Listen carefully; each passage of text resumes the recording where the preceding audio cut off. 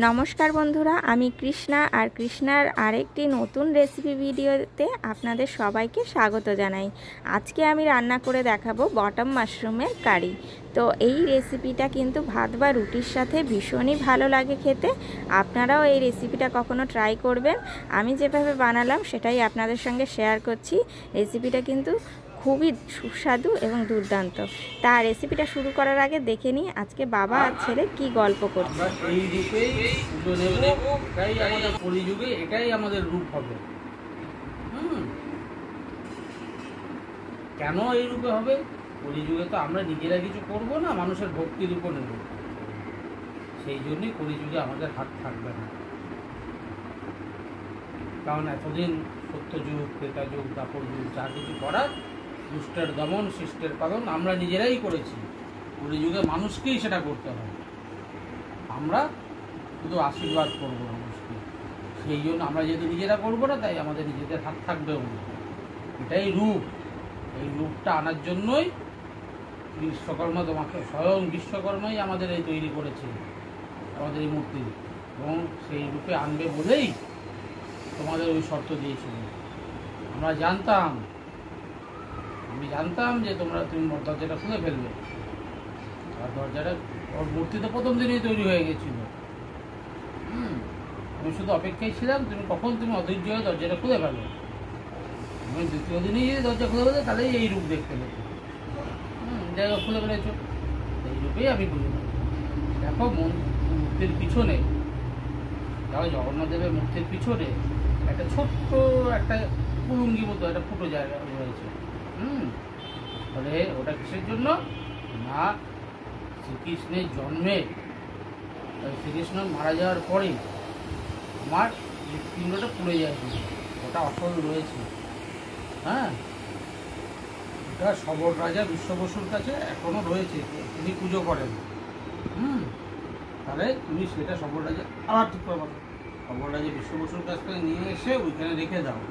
রেখে দিলে মুক্তিতে প্রাণ প্রতিষ্ঠা হবে। আর আমার পুজো, ওটা ঠাকুরের একটা নীতি বাবা, রীতি। প্রাণ প্রতিষ্ঠা হবে। বিশ্ব বসুর কাছে থেকে ওটা নিয়ে আসো। আর বলবে, পুজো দেবে না, বলবে এই জগন্নাথ দেবের পুজো সবর জাতির লোকেরাই করবে। সবসময় সবর জাতির লোকেদের কাছে জগন্নাথ দেবের মন্দিরের দ্বার সবসময় খোলা থাকবে। তারপর গেল বিশ্ব বসুর কাছে, সবর রাজা বিশ্ব বসুর কাছ থেকে গিয়ে এটা নিয়ে এলো, নিয়ে এসে রেখে দিল নির্দিষ্ট জায়গায়। সরকার প্রাণ প্রতিষ্ঠা হয়ে গেল। তার মানে কি, জগন্নাথ দেব এখন অরিজিনাল জগন্নাথ দেব, স্বয়ং ভগবান ওর মধ্যে রয়েছে। ভগবানের আত্মা, হৃৎপিণ্ডটাই ওর মধ্যে রয়েছে। এইবার বিশ্ব বসু গেছে। এবার তোমাকে, এবার জগন্নাথ দেবের হাতটা অনেক জেনে গেছো। তোমাকে এবার বলি, জগন্নাথ দেবের এই যে কাঠের মূর্তি, তো কাঠ তো বেশি দিন টেকে না। তারপর নিম কাঠ, এ তো বেশি দিন টেকে না, নিম কাঠ দিয়ে তৈরি হয়েছিল। তাহলে মূর্তিটা এত বছর কী করে রয়েছে, এত যুগ ধরে রয়েছে কী করে মূর্তিগুলো? প্রত্যেক 12 বছর অন্তর নিম কাঠ দিয়ে জগন্নাথ দেবের নতুন মূর্তি তৈরি হয়। আর পুরোনো মূর্তিগুলো পিঠ সোজা করো, মাটিতে চাপা দিয়ে দেওয়া হয়। আর যখন নতুন মূর্তি হয়, তখন ওই জগন্নাথ দেবের একটা বিশেষ কিছু লক্ষণযুক্ত নিম গাছ খুঁজে বার করতে হয়। মানে নিম গাছে কিছু লক্ষণ থাকবে। তো নিম গাছটা মধ্যে কোনো দাগ থাকবে না, সোজা গুঁড়িতে হবে, এরকম বেশ কিছু লক্ষণ আছে, ঠিক আছে? সেই লক্ষণযুক্ত নিম গাছ খুঁজে পেতে হয়। তারপর সেই নিম গাছটা কেটে নিয়ে আসতে হয়। সেই কাঠ দিয়ে জগন্নাথ দেবের নতুন মূর্তি তৈরি হয় 12 বছর অন্তর, নবকলেবর বলে। এই নতুন মূর্তিটা প্রতিষ্ঠা হয় পুরনো মূর্তি ফেলে দিয়ে। আর যখন পুরনো মূর্তি থেকে নতুন মূর্তি প্রতিষ্ঠা হয়, সে পিঠে একটা সেই ফুটো থাকে, কুলুঙ্গি থাকে। তখন ওই যে কাপড়ে মোড়ানো হৃৎপিণ্ডটা, ওটাকে বলে ব্রহ্মবস্তু। এই ব্রহ্মবস্তুটা সেখান থেকে একটু বের করে নিয়ে এর মধ্যে রেখে দিতে হয় নতুন মূর্তিটার মধ্যে। তবে নতুন মূর্তিটা প্রাণ প্রতিষ্ঠা হয়। তো সেই সময় যখন এই কাজটা হয়, গোটা পুরী শহর অন্ধকার হয়ে যায়। অন্ধকার করে দেওয়া হয়। হ্যাঁ, একবারে ঘুটঘুটে অন্ধকারে কেউ আজ অব্দি ব্রহ্মবস্তুর ভিতরে কে আছে, কাপড়ের ভিতরে পুতুলটার মধ্যে কেউ দেখে না। অথচ হাতে করে নিয়ে যখন আসে তখন বলে যে মনে হয় ওটা যেমন নড়ছে। এই হচ্ছে জগন্নাথ দেবের কাহিনী। কেমন লাগলো? কিন্তু কিন্তু ওটা মনে হয় নড়ছে কেন? হৃৎপিণ্ডটা নড়ে না, তোমার তো হৃৎপিণ্ড নড়ে না। সবসময় নড়ে। নড়ে বলেই তো আওয়াজ হয়, এই বাব্বা বাব্বা করে আওয়াজ হয় না। আমার হৃৎপিণ্ডটার মধ্যে থেকে কী আওয়াজ বেরোয়? ঠিক করে বসো। বাবা বাবা হুম, বাবা বাবা কেন হয়? ভালোবাসো তাই, হুম, ভালোবাসো তাই কাকে ভালোবাসি আমি? হুম, আমাকে। ঠিক আছে, এবার আমি যাই। মোটু আর পাতলু দুজনের গল্প হয়ে গেল। তারা জগন্নাথ দেব সম্পর্কে জানতে চেয়েছিল, মহারাজ মানে আমার ছেলে সেটাই বলছে তার বাবা। তো আর বেশি দেরি না করে চলুন শুরু করা যাক আজকের রেসিপি। এখানে আমি বটম মাশরুম নিয়ে নিয়েছি, একদম ফ্রেশ মাশরুমটাকে প্রথমে আমি একটু ছুরির সাহায্যে এইভাবে ওপর থেকে যে একটু ময়লা ময়লা ভাব থাকে সেটাকে আমি এইভাবে ছাড়িয়ে নেব।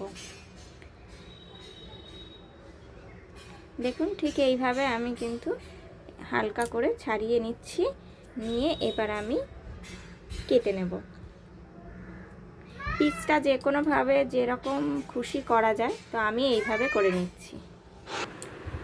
এইভাবে আমি কেটে নিচ্ছি।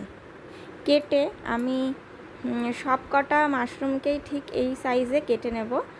আর এরপর আমি মোটামুটি দেখুন কাটা কমপ্লিট, আর ঠিক এরকমভাবে কেটে নিয়েছি প্রত্যেকটাকেই। এরপর আমি একটু গরম জলে দিয়ে দিচ্ছি। গরম জলে এটাকে হালকা একটুখানি সেদ্ধ করে নেব। এরপর ওটা সেদ্ধ হতে লাগুক। এরপর আমি এখানে দিয়ে দিচ্ছি তেলের মধ্যে দিয়ে দিচ্ছি এখানে গোটা দারচিনি, আর এখানে আমি দিয়ে দিলাম সামান্য পরিমাণ রসুন, সামান্য পরিমাণ আদা বাটা আর একটু পেঁয়াজ বাটা দিয়ে আমি আর টমেটো কুচি দিয়ে আমি ভালোভাবে মশলাটাকে একটু কষাবো। লবণ দিয়ে দিচ্ছি, আর দিয়ে দেব এখানে আমি সামান্য পরিমাণ হলুদ গুঁড়ো।